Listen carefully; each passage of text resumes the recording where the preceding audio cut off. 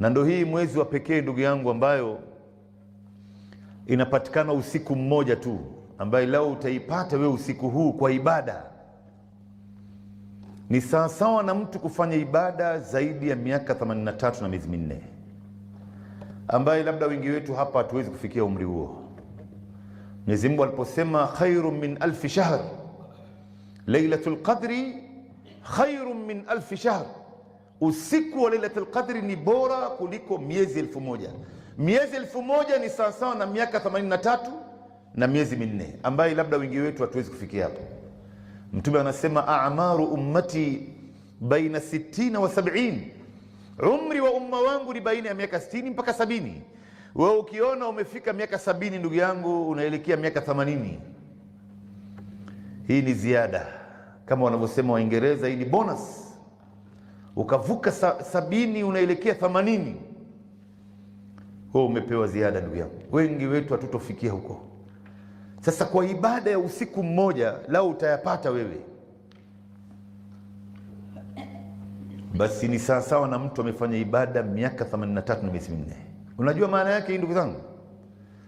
Maana yake wewe taja ibada zote ambao unazijua wewe ndani ya hii dini, utaandikiwa ibada zote hizi umezifanya kwa umri wa miaka 83 na miezi minne.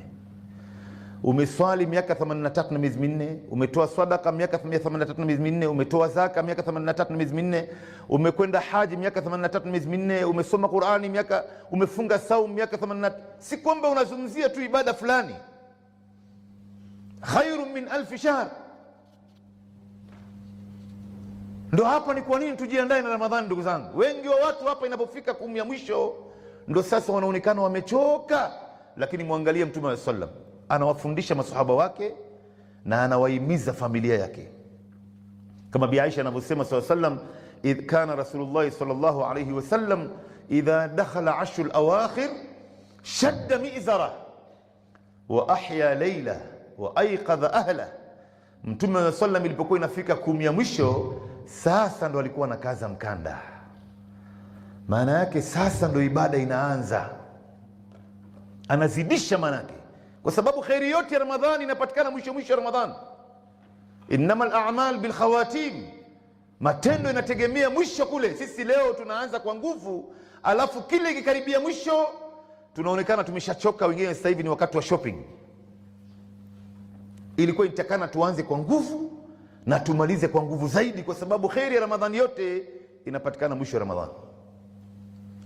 Ndio Mtume wa sallam akawa yeye anahuisha usiku katika 10 ya mwisho zote, alikuwa halali na akiamsha familia yake.